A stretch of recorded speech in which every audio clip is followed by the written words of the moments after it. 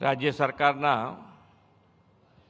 कृषि विभाग द्वारा आयोजित मिलेट महोत्सव 2025 उद्घाटन प्रसंगे अपनी सौनी साथे मंच पर उपस्थित मारा साथी मंत्री श्री राघवजीभाई पटेल, मेयर श्रीमती प्रतिभाबेन जैन, जिला पंचायतना प्रमुख श्रीमती कंचनबा वाघेला, राज्यसभा सांसद श्री नरहरिभाई अमीन,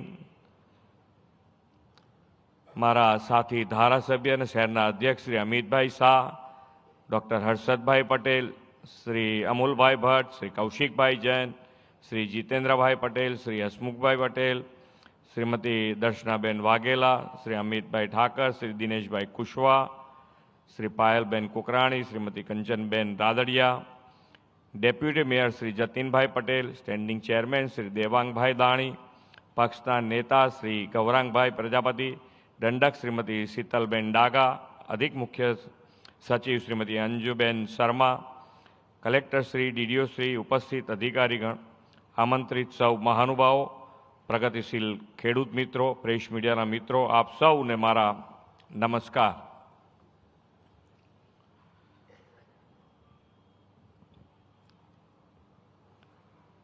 विश्व नेता અને યશસ્વી વડાપ્રધાન શ્રી નરેન્દ્રભાઈ હર હંમેશ લોકોને સ્વાસ્થ્ય માટે જાગૃત થવા હંમેશા પ્રેરણા આપી રહ્યા છે।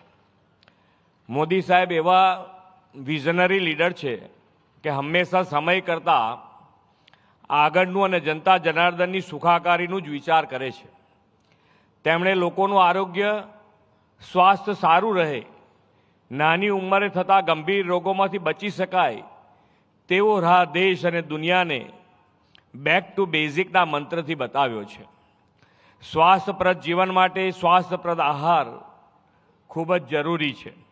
વડાપ્રધાનશ્રીએ સ્વાસ્થ્યપ્રદ આહાર આપણી થાળીમાં પહોંચે તે માટે 2 અભિયાન શરૂ કરાવ્યા છે। એક મિલેટ્સ એટલે કે શ્રી અન્નનો લોકો આહારમાં ઉપયોગ કરે અને બીજું ખેડૂતો પ્રાકૃતિક ખેતી તરફ વળે, જેથી રાસાયણ વગરનો ઝેર મુક્ત તથા સ્વાસ્થ્યપ્રદ ખોરાક લોકોને મળતો થાય। વડાપ્રધાનશ્રીના આવા જનકલ્યાણલક્ષી અભિયાનને આગળ ધપાવતો આજનો આ કાર્યક્રમ છે। મિલેટ્સ ઉત્પાદનનો તેમજ પ્રાકૃતિક કૃષિને પ્રોત્સાહન મળે તે આશયથી મિલેટ મહોત્સવ અને પ્રાકૃતિક ફાર્મર માર્કેટ 2025ના 2 દિવસીય કાર્યક્રમનું આયોજન અમદાવાદ સહિત 7 મ્યુનિસિપલ કોર્પોરેશનમાં થયું છે।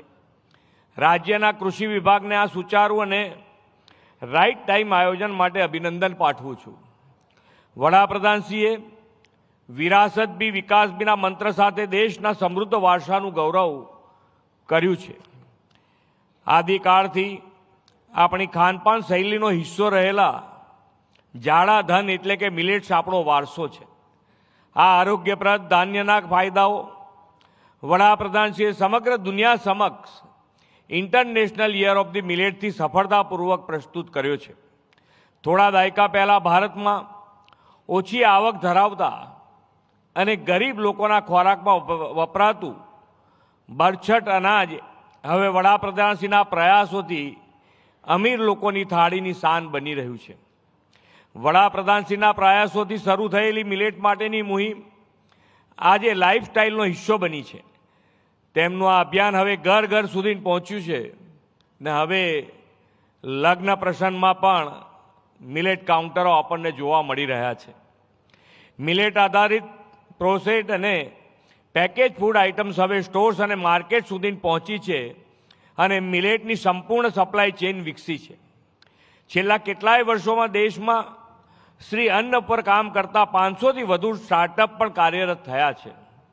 મોટી સંખ્યામાં એફપીઓ પણ આ દિશામાં આગળ આવ્યા છે। સ્વસહાય જૂથની મહિલાઓ પણ હવે મિલેટ્સના ઉત્પાદનો બનાવીને આત્મનિર્ભર તરફ આગળ વધી રહી છે। મિલેટ્સ પ્રોડક્ટ્સથી યુવાનો અને મહિલાઓ મોટા પાયે રોજગારી મળી રહી છે અને નાના ખેડૂતોને પણ ફાયદો થઈ રહ્યો છે।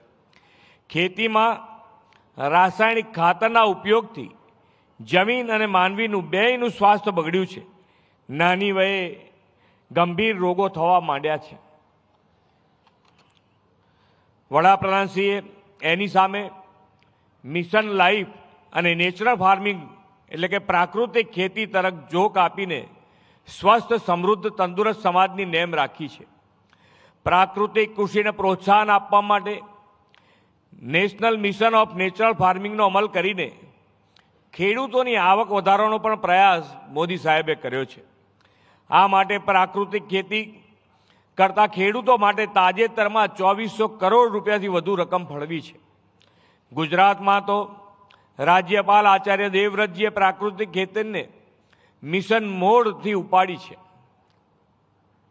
રાજ્યમાં 9.5 લાખથી વધુ ખેડૂતો પ્રાકૃતિક ખેતી કરી રહ્યા છે. પ્રાકૃતિક ખેતી કરતા ખેડૂતોના ઉત્પાદનમાં યોગ્ય બજાર મળે તે માટે મિલેટ્સ મહોત્સવની સાથે પ્રાકૃતિક કૃષિ પેદાશોના માર્કેટનું પણ આયોજન કરવામાં આવ્યું છે. વડાપ્રધાન શ્રી નરેન્દ્રભાઈ મોદીએ ભારતને 2047 સુધીમાં વિકસિત રાષ્ટ્ર બનાવવાનો સંકલ્પ કર્યો છે અને 2047 સુધીના સમયને આપણે અમૃતકાળ કહ્યો છે. વડાપ્રધાનશ્રીના નેતૃત્વમાં દેશનો આ અમૃતકાળ પ્રાકૃતિક ખેતી અને મિલેટ્સનો સુવર્ણકાળ બને તે દિશામાં આપણે સૌ સાથે મળીને આગળ વધીશું એવા વિશ્વાસ સાથે વિરમું છું. ભારત માતા કી જય. વંદે માતરમ. જય જય ગરવી ગુજરાત.